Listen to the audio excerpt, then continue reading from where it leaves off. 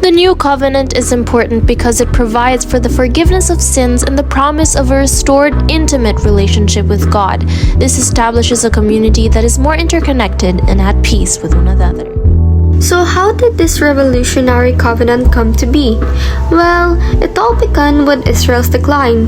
The great and wise Solomon took over his father's throne. They were a prosperous and powerful kingdom, but it was built on rebellion and disobedience to God's will. To secure alliances, Solomon married multiple foreign women, building altars and worshipping his wives' gods, and initiated slave labor and heavy tax for his project. Despite all the prophetic warnings and divine interventions, these cycles of rebellion, punishment, repentance, and restoration highlight both human frailty and God's enduring mercy. The Great Divide prompted great reflection in the Israelites. They realized the wickedness they allowed to fester and questioned why. There, the earlier prophecies of the prophets brought the hope of the new covenant to their lost hearts. So, how did Jesus fulfill the Old Covenant? Jesus establishes a new eternal covenant by fulfilling the promises of the ancient scriptures of Abraham, Moses, and David. Through his ultimate sacrifice, he creates a perpetual priesthood, opening the covenant to all people. This relates to the prophetic visions of Isaiah, Jeremiah, and Ezekiel, promising to soften the hearts of the Israelites, giving them a new spirit, and restoring the line of David. So how do the repeated failures of Israel connect to today's society? Well, Israel often turned away from God by being unjust and relying on power instead of faith. These mistakes led to conflict and suffering for the people under Solomon's rule.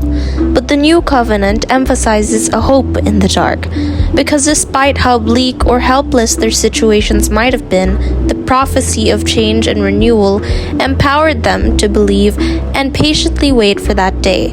Today, similar problems appear in Israel's struggles, especially in the conflict with Palestine. Issues like injustice, divisions, and war continue to remain prevalent and cause a seemingly endless cycle of suffering for humanity.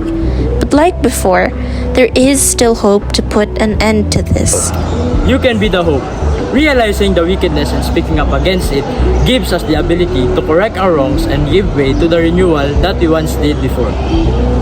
And a being symbol of hope doesn't only pertain to raising awareness, it can also be through the little things. By studying hard to achieve your dreams, you serve as the hope for a better society. By being concerned, you bring us closer to achieving a caring and connected community. By remaining faithful, you uphold God's commandments and cherish that bond.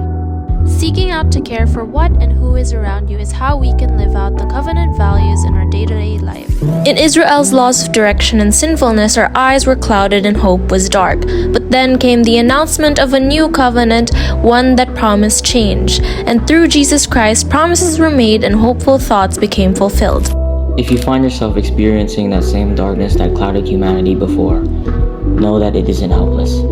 There's something you can do to help us find the salvation we did through Jesus Christ. It's in the little things, in acts of service and love that prove that humanity is never too far gone. We are imperfect in every way, but our continued efforts to be better and maintain faith is what makes us harbingers of good and effective change. Oh, so it's like that. I think I'm getting the new covenant, guys. Me too. As this reel comes to a conclusion, we'd like to invite you all to live with purpose. Choose faith when it's hard. Serve with compassion. Act with integrity. Care for creation with gratitude. Live the covenant, be the change.